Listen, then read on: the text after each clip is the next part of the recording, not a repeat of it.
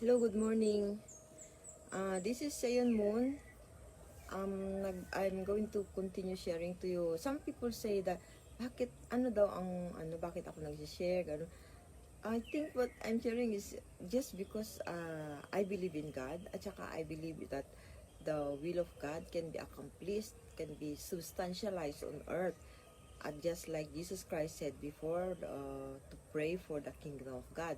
Your kingdom come, your will be done on earth, ganon. So, I really believe in that we can really fulfill that. And that's also what I learned from the Reverend San Myang Moon.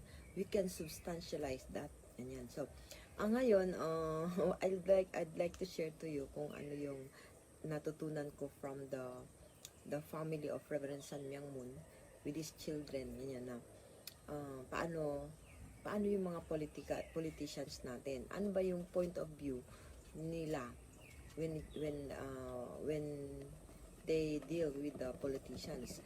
So, according to our previous videos, diba, sabi ko na nga na ang situation ni Adam and Eve noon together with the three archangels is the same as our situation ngayon. Si Lucifer noon, he was an archangel, of course, he was an angel, invisible siya, ganun. Pero, he planted his seed, his lineage through Eve dito sa earth. So, meron lineage ngayon si Lucifer dito sa earth na to. And some of them, and many of them are following the same thing that Lucifer did. Ano bang ginawa ni Lucifer noon? Of course, sabi natin sa mga previous video na Lucifer failed to become the talagang good servant of God. Lucifer was created together with other two archangels to serve God as the servant of God and to serve the children of God, Adam and Eve. In order for them to become successful sa role nila, they are supposed to raise up Adam and Eve to become perfect, to become the Lord of creation, to be able to take care of the whole world as the inheritor or the children of God. Sila yung mamamahala sa buong mundo, sa lahat ng mga birds in the sky, sa fish in the earth, fish in the sea, ganyan. Tapos lahat ng mga crawling, lahat ng nalalaka dito sa sa ground, and the trees, everything that God created. Sila yung mamamahala, but they have to become mature para pamahalaan nila ng mabuti yung mga ginawa ng Diyos. At mamahala sila at magiging matured sila through the help of the three archangels. Di ba ganun yun? So ngayon, sino yung mga archangel na yun? Sino yung gumaganap ng mga archangels na yun? Sila yung mga politicians natin, yung mga public servant, and those people who are leading, the leaders, they are in the public servant, di ba? Magsisilbi ang kanilang role doon. Hindi lang sila servant to the people, hindi lang servant of the citizens dito sa ating bansa, kundi they are also servant of God. So, dalawa ang pinagsisilbihan nila. Nagsisilbi sila sa Diyos at nagsisilbi sila sa mga anak ng Diyos. So, sino yung mga archangels noon na archangel ngayon? They are the politicians and kung sino man yung naglilid, mga public servants sila. So, sila yon. So, paano ba yung mga godly public servants and godly politician? Una, sabi natin, they have to look at the people as the children of God na pinagsisilbihan nila. Sa pagsisilbihan nila mabuti, i-raise up nila, tuturuan nila, mga ganon. Para maging mature, para maging responsible people. Ganon. Tapos,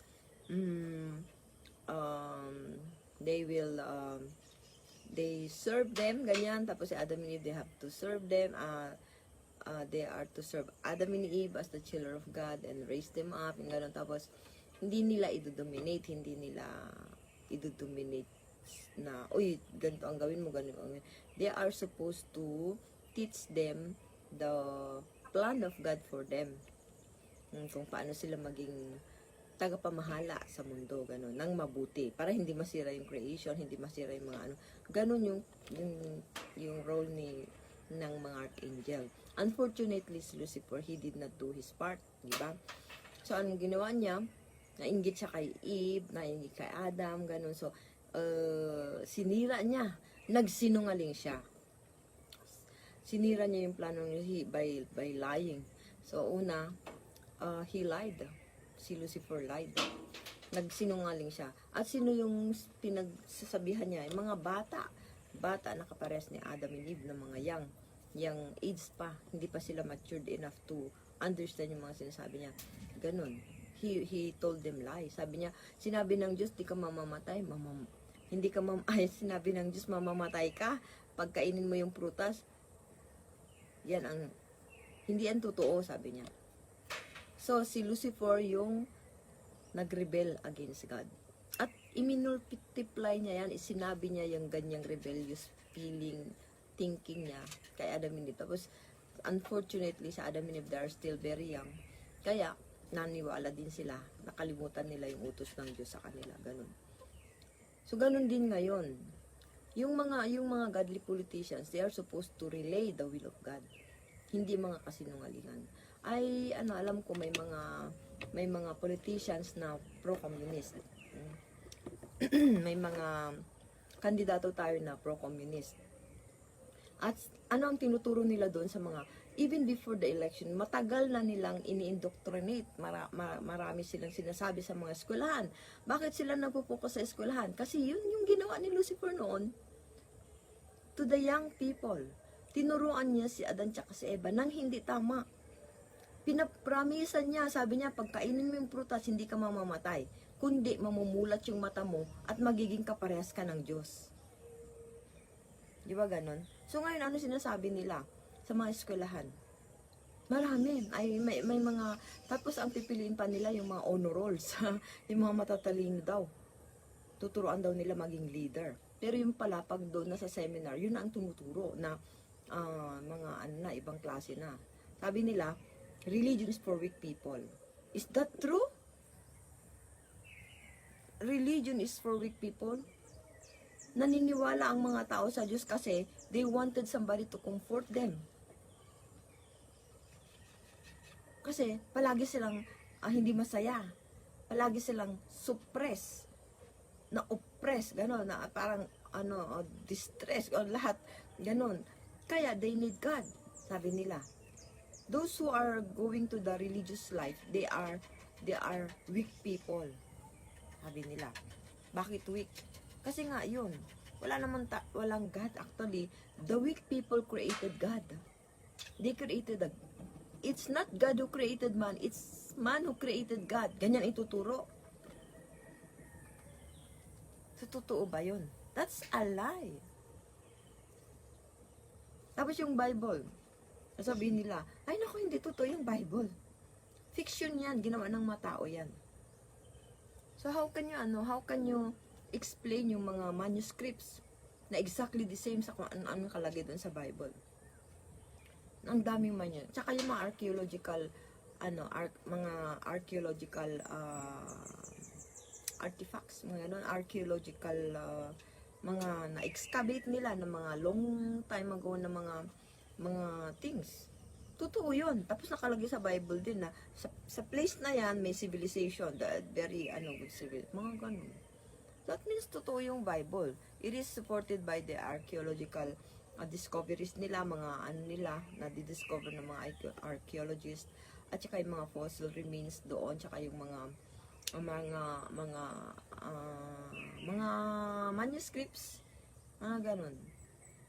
Thousands of years na naibaon kung saan, tapos nagpapatunay na totoo ang sinasabi ng Bible.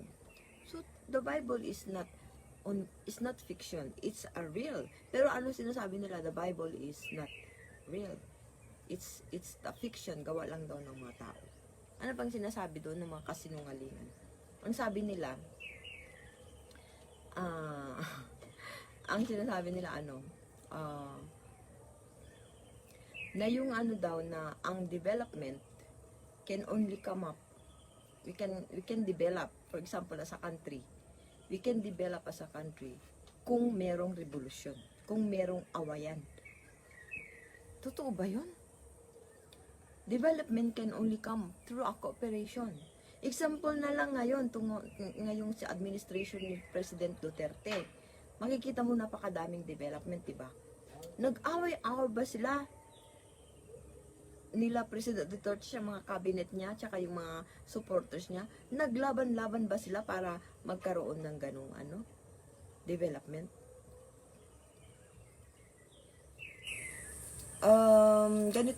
Ganito example daw. Yung usually na ginagamit nilang example is yung itlog. Sabi nilang gano'n, tingnan mo yung itlog. Di ba yung itlog merong maliit na embryo sa loob? Kulay red yung blood cell na yan na naipunla ng rooster doon sa egg ng hen, di ba? Sabi nila, tingnan mo yan. Ang liit-liit niya, di ba? Pero naturally, it's becoming big. Tapos, pag malaki na siya, binibreak niya yung nagsusuppress sa kanya. Yung nagsuppress sa kanya na kulay yellow na yolk, at saka yung albumin, yung white, at saka yung shell, they are all suppressing that small individual, that small embryo para hindi lumaki. Iniipit nila para hindi siya makaano. Pero, naturally, the embryo is becoming bigger and bigger and bigger hanggang sa binibreak niya yung and then, a new creation is, came out, ganun. A new creation came out. A chick. Ganyan. So, yan daw, that is an example of revolution. Yung maliit na mga few people, magiging malaki sila at sisirain nila yung nagsusuppress sa kanila. Sinong nagsusuppress sa kanila? Sabi nila, government daw. Government. Yan ang yung mga mayayaman daw. Ganun. So, bale, these people who are going to the different campuses, especially sa mga malalaking campuses, no? Sinasabi nila na yung tinatawag nilang historical materialism, na kapag yung mga maliit na tao sila daw yung sinusuppress, tapos sila daw yung chick na doon. Pag lumaki sila, they can break the status quo, they can break the system, and then they can create a new world. Ganun. Siyempre, kung mga kabataan, kunwari na nakikita nila na mahirap talaga ang buhay, na parang nasusuppress din sila, ganyan, especially kung poor, ganyan, nasusuppress sila, na hindi sila natutulungan. Siyempre, that will create some kind of hatred towards yung natin, yung government, yung mga public servants. Magkaroon tayo ng hatred sa kanila. Di ba? Kung sasabihin nila ng ganun. So, mag-revolution tayo. Kaya marami na NPA mga kabataan because they are idealists.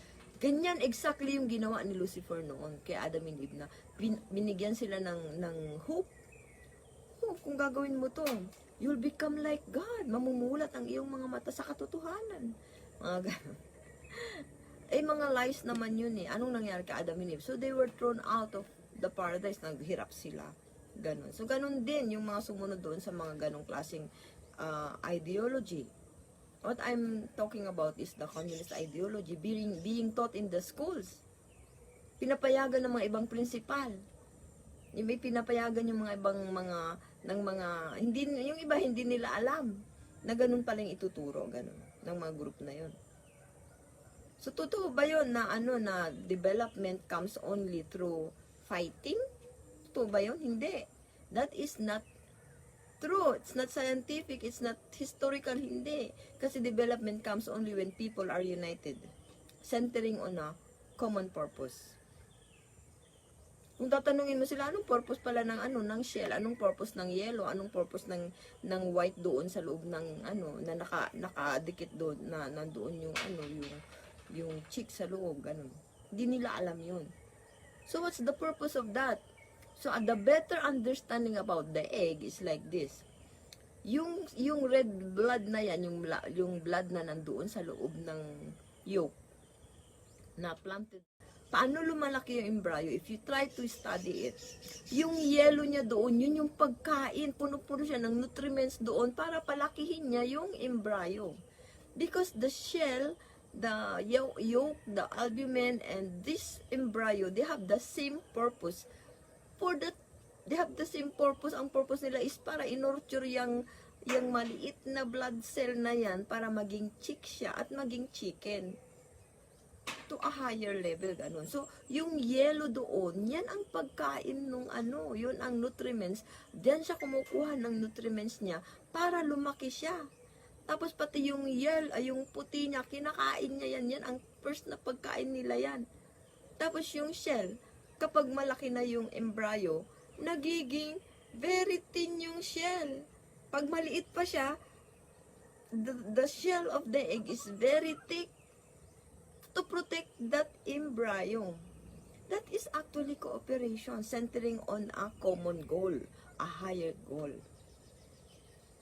Pero yung nagtuturo ng sabi revolution ang kailangan, hindi nila ano, they mistaken lang yun. Nagkamali sila, nagkamali. Kasi kasi ano yan, nagkamali dahil of course hindi ituturo sa kanila yung original ng mga principles ng God, ganun. May principles ang Diyos, nakikita natin sa law of nature, ganyan. So, hindi totoo yun. Mali yun. Sabi pa nila, galing daw, ang tao daw galing sa apes, mga ganun. Labor daw ang nagpagawa ng, kaya daw naging tao, yung monkey because of labor. Alam niyo ba yung ganang tinuturo?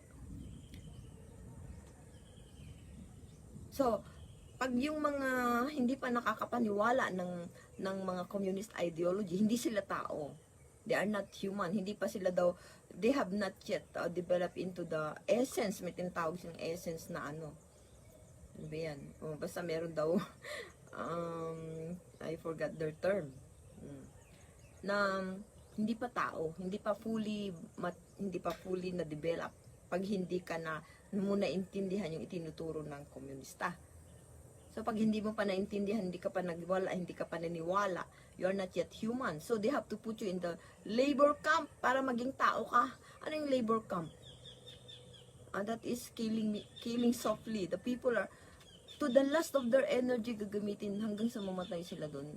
Hanggat hindi sila magsabi, I understand na I will follow ng mga ganun. Those are all lies na kinakalat nila dito sa mga young people, especially young people. Kasi yun din yung ginawa ni Lucy. Madali lang linlangin, madali lang maano. Kasi it can attract. Biro mo kung sasabihin mo, pag sumali ka sa amin, pag nagwagi tayo sa revolution, everybody will be equal. Walang mayaman, walang mahirap. Lahat tayo pantay-pantay. Everything you need will be given according to your need. Mga ganun, di ba? Yun ang sinasabi. Siyempre yung mga hindi pa masyado, hala, totoo, ang ganda pala. Sige, sali tayo sa revolution. Tayo, sige, pumamundok tayo. Sige, ganun. Mag-against tayo sa ano. We will be the, bang tawag sa kanila? Ano ba yung tawag? Proletariat ba yan? Nomenklatura, ganun. So, may ganun, no? Pero if you look at the people who accepted communism, dito sa Philippines, talagang gusto ko lang talaga na maintindihan natin dito sa tayong mga Pilipino.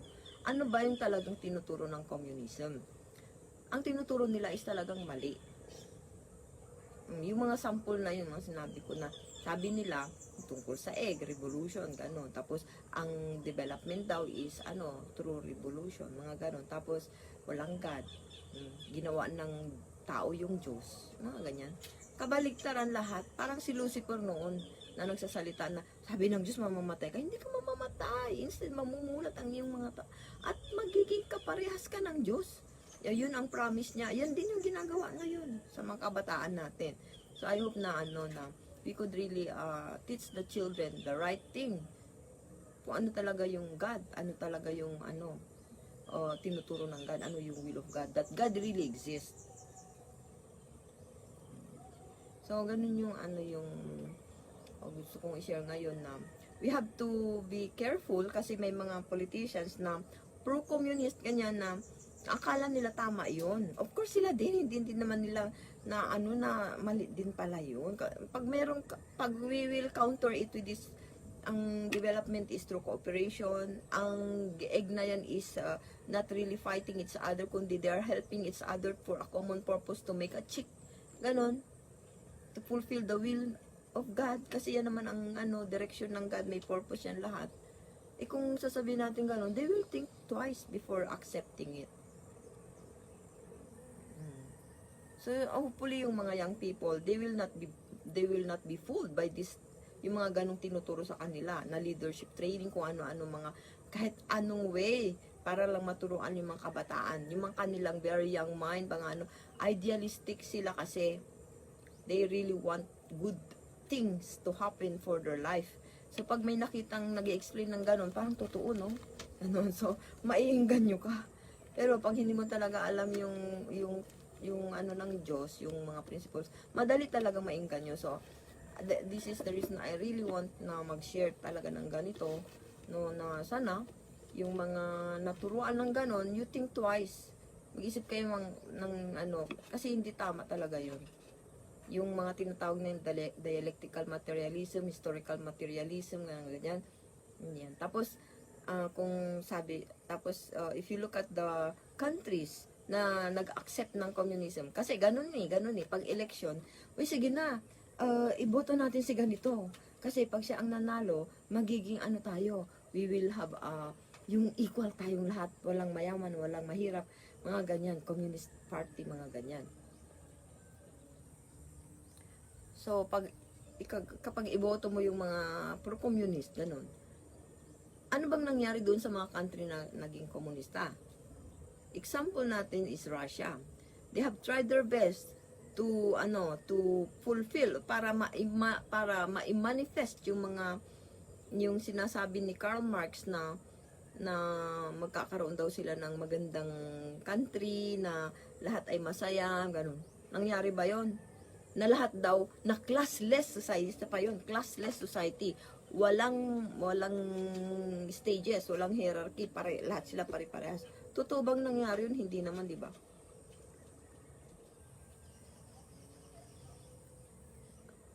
Hindi nangyari yun. Economical na collapse sila. Socially, naging ang mga tao doon is naging ano ba yan, no? Sa economy nakakatawa din, pero mali din yung mga nila, yung mga economic proposals nila, mga wala, para kasi everything is controlled.